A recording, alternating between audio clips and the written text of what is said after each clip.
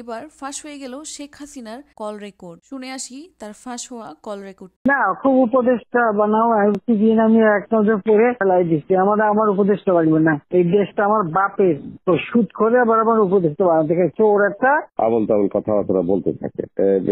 আবার আপনার কাছে চিঠিও দিছে দেখলাম, আর খোলা চিঠি আর কি। এটা খারাপ আর কি, একটা আর কি। না, খুব উপদেষ্টা বানাও দিন আমি এক নজর পড়ে ফেলাই দিচ্ছি। আমার উপদেষ্টা লাগবে না, এই দেশটা আমার বাপের। আমার বাপ স্বাধীন করে দিয়ে গেছে, আমি জানি এই দেশ আমি চিনি। আমি বাংলাদেশের বসে কথা বলার তো সুদ করে আবার আমার উপদেষ্টা বানাতে চোর একটা।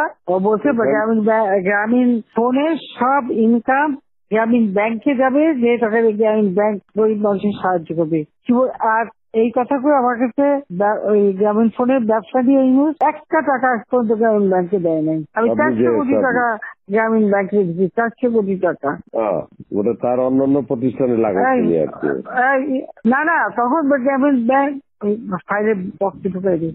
গ্রামীণ ব্যাংক তখন ওই শেষ হয়ে চলে যাচ্ছিল। ওর বদলতে গ্রামীণ ব্যাংক মাঠে বসে গেছিল। ও তো সব ব্যাংকের সব টাকা তো লুচি খেয়ে গেছে। তখন আমি প্রথমে 100 কোটি, তারপর 200 কোটি, তারপর আবার 100 কোটি, এটা 98 সালে দিচ্ছি, চালু রাখছি। তখন এই গ্রামীণ ফোনের ব্যবসা ছিল। এই ব্যবসাটার থেকে যে লাভটা হবে সেই টাকাটা চলে যাবে গ্রামীণ ব্যাংকে, রেগুলার গ্রামীণ ব্যাংকে একটা সোশ্যাল ইনকাম থাকবে।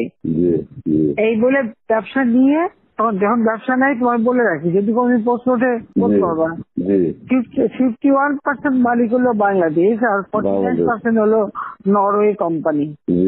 আর এখন যে দেখো সব সে ব্যবসা নরওয়ে কোম্পানির কাছে, তার নিজের কাছে বোধহয় 10% বা 15% মতন হয়তো থাকতে পারে, সমস্ত সে বেঁচে খেয়েছে।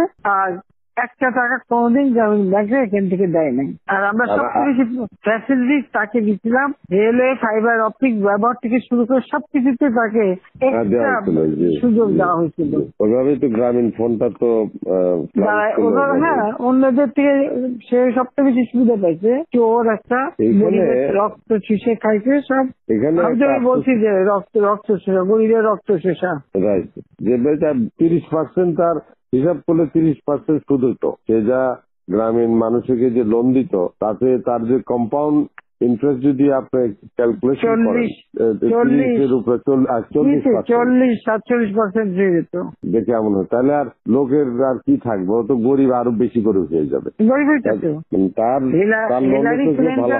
তোমরা তো ইতিহাস জানো না, হিলারি ক্লিন্টনে নিয়ে গেছিল যশোরে, তার হাত দিয়ে গ্রামীণ ব্যাংকে ঋণ দেওয়ালো। এরপর সেই লোকগুলি সাধারণ গরিব লোক, হরিজন গ্রুপ, তারা ওই এলাকায় আর থাকতেই পারে নাই, কারণ ওই ইন্টারেস্ট দিতে তারা ফকির হয়ে নিজের যে বাড়িঘর ভিটা মাটি তাও কেড়ে নিয়ে গেছে। তারপরে তারা ওই এলাকার থেকে হারায় গেছে। দেন আমি খুঁজছি, একজনের পাশে খাগড়াছড়ি, সেখানে যে এসে কাজ করে খায়, আর একজন বোধহয় নীলফামারী নদী আসবে কোথায়, যে এরা ওই পরিবার সদস্য ওই এলাকা থেকেই হারায় গেছে। নতুন নতুন তথ্য ভিডিও পেতে আমার চ্যানেলটিকে লাইক এবং সাবস্ক্রাইব করে রাখুন। ধন্যবাদ সবাইকে আমার সাথে থাকার জন্য। আসসালামু আলাইকুম।